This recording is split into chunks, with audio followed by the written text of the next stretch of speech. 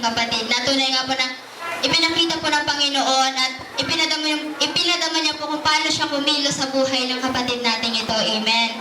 Hallelujah. Tunay nga po na bago po tayo dumako sa sunod po nating tatawagin, nais ko muna po kayo bahagian ng isang salita po ng Diyos. Sabi po dun sa Efeso po ata yun, sabi po dun na manahan sa inyong puso si Kristo sa pamamagitan ng pananampalataya upang kung kayo mag-ugat at magtumibay sa pag-ibig ay lumakas at matalastas pati ng lahat ng mga banal kung gaano po kabuti sa atin ng Panginoon. Amen. Ang naroon nga po na, sabi nga po natin na ang pagpapatotoo po ay isang katangian po ng isang tunay na mananampalataya ng Diyos. Amen. Naroon po na lagi po pong ibabahagi ang pagpapatotoo dahil sa pamamagitan po nun, makikita po ng mga hindi mananampalataya kung gaano kabuti ng Panginoon sa buhay mo. Amen. Ang susunod ko nga pong tatawagin, isa po siya, ginagamit po siya sa gawain po sa Panginoon, Jesus Christ the Only One Lord. Siya po ay mga awit din po, na naroon po na dito po makikita natin kung paano po kumilos ang Panginoon sa kanyang buhay. Amen. Praise God.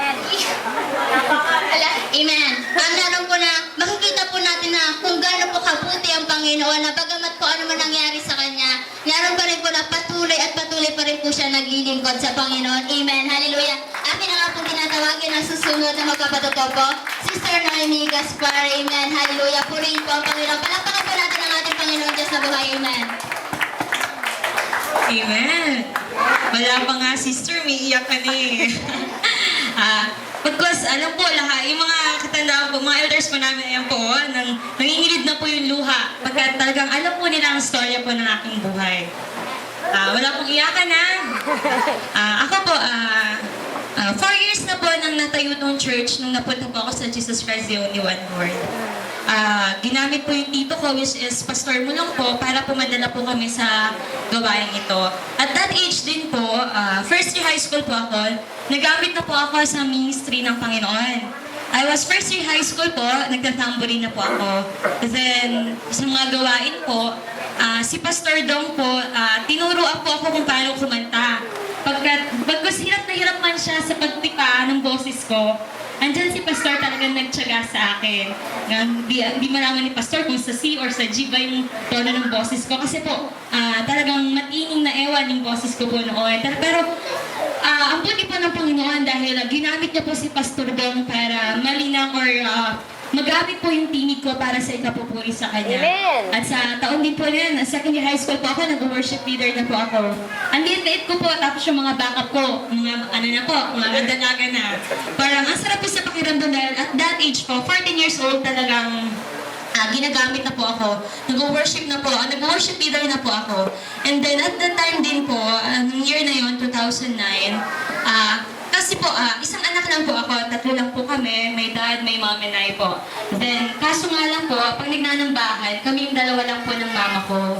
Kasi yung tatay ko po, or yung papa ko, hindi po siya ganun, hindi siya nakakilala o hindi siya mananampalataya.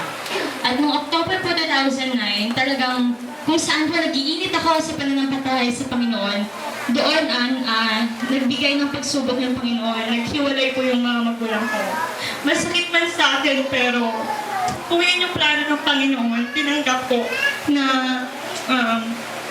andun yung tanong ko sa Panginoon na, Lord, bakit, kung kailan nag-iinit ako, kung kailan, andun ako, nakakilala na ako sa'yo, ba't kailangan pang mangyari sa family ko? Tatatlo na nga lang kami, pinagwatak mo pa kami. So, andun yung tanong, pero ang Panginoon tuloy na tapat sa kanyang pangako. Hindi siya nangiiwan, hindi kanya pababayaan. Pagkat kahit 2 na lang kami ng mama ko, andyan yung mga family ko, tito ko lang, tita Mary, mga tita ko, tita Ede, tita Nida, lahat sila nandiyan, tinulungan kami. Si tito, pinrovide kami ng bahay, na kahit na hindi nabuo yung family ko, masaya pa rin ako kasi para ang sakit tignan yung dahil nga hindi mananampalataya yung father ko, sasaktan niya yung mama ko. Masakit sa akin yun na yung ina mo, sasaktan ang sarili mong ama.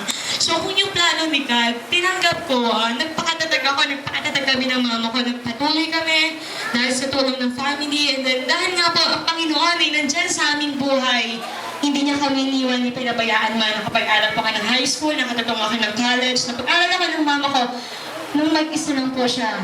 napakasarap po, napakasarap na, mapagbigay po ng Panginoon sapagkat patuloy niya binibigyan ng kalakasan ng mama ko na kahit na mag-isa lang siyang